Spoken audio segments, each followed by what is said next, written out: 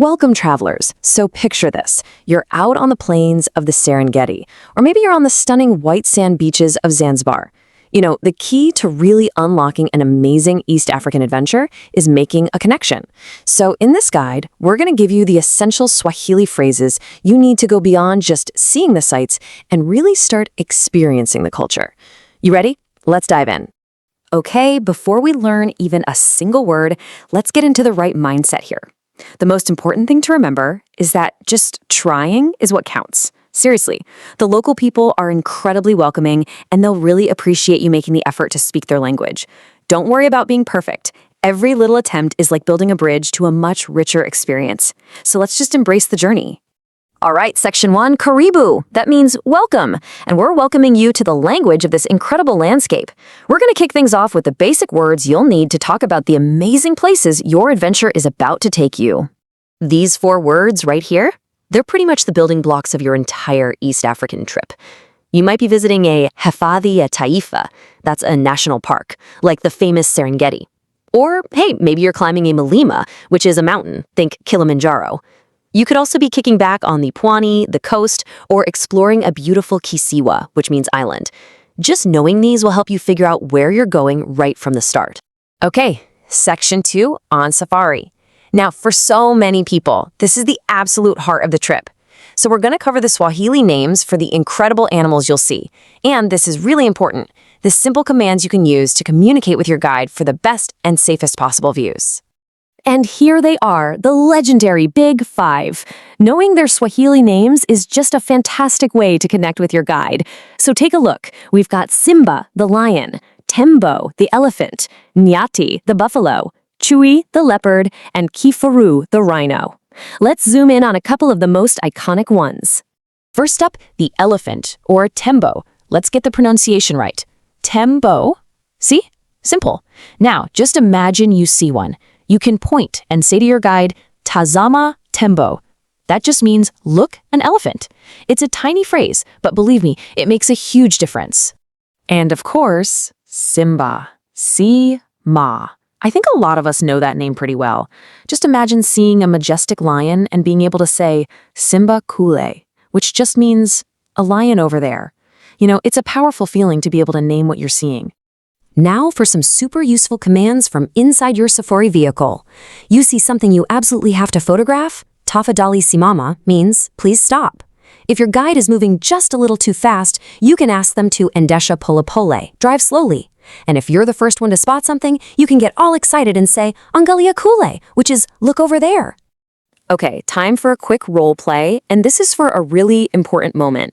You've stopped the truck to see some animals, and you just want to know if everything's okay. What's the question? It's simple and it's vital.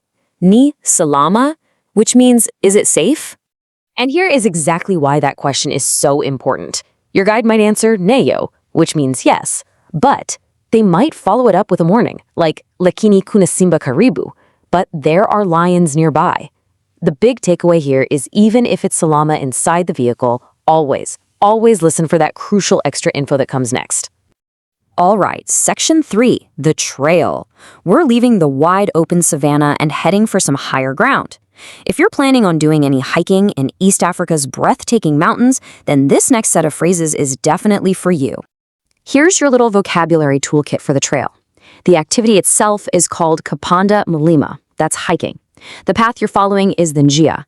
Your big goal at the top is the kile, the summit. And along the way, you might spot Mtomadogo, a small stream, which is always a nice place to take a break. This slide walks us through a super common conversation you might have on the trail. So you'd start by asking if the njia leads to the summit. Your guide says yes, but warns you it's a bit long. So you ask the really important question, how long will it take? And knowing the answer, sa ne haditano, or 4 to 5 hours, is so crucial for pacing your hike. It's a simple back and forth that makes a world of difference. And when you finally make it to that viewpoint, after all that hiking, you'll want to say how you feel. And this is just a beautiful phrase.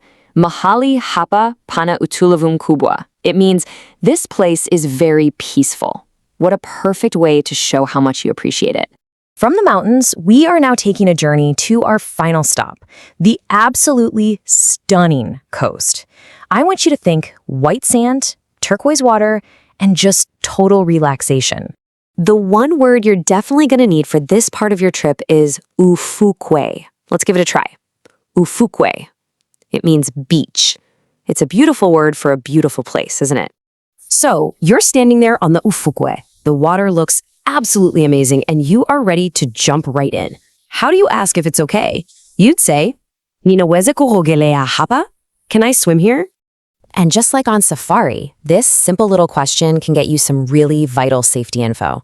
The answer might be, "Ndio, lakini angalia mawimbi." Yes, but watch the waves. This just shows how understanding even a few words can help keep you safe while you're enjoying the beautiful coast. Okay, our final section, safety and a quiz. We've talked about safety a little bit along the way, but this part brings together the most important warnings. And then we'll have a quick quiz to put your new knowledge to the test. Let's see how you do.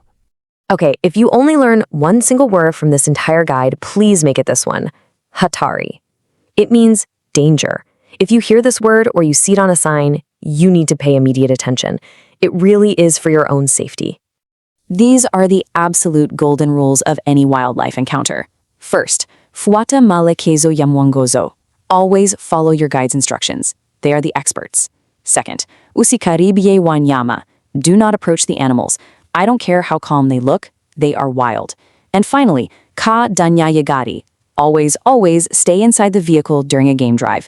These rules are there to protect you and to respect the animals in their home. All right, it's quiz time. Let's see what you remember. So, imagine this. You're on safari and you see a giraffe perfectly framed by an acacia tree. You turn to your driver and you say, "Tafadhali simama." What did you just ask them to do? Was it A, please stop, B, drive slowly, or C, look over there? And if you said A, please stop, you are absolutely correct. Fantastic. You're all set to get that perfect photo. Great job. So we've covered mountains, safaris, and beaches. We've learned words for animals, for actions, and for safety. The only question left is the one right here on the screen. Now that you've got some new Swahili skills, where will you go first? The adventure is waiting for you. Asante sana and travel safe.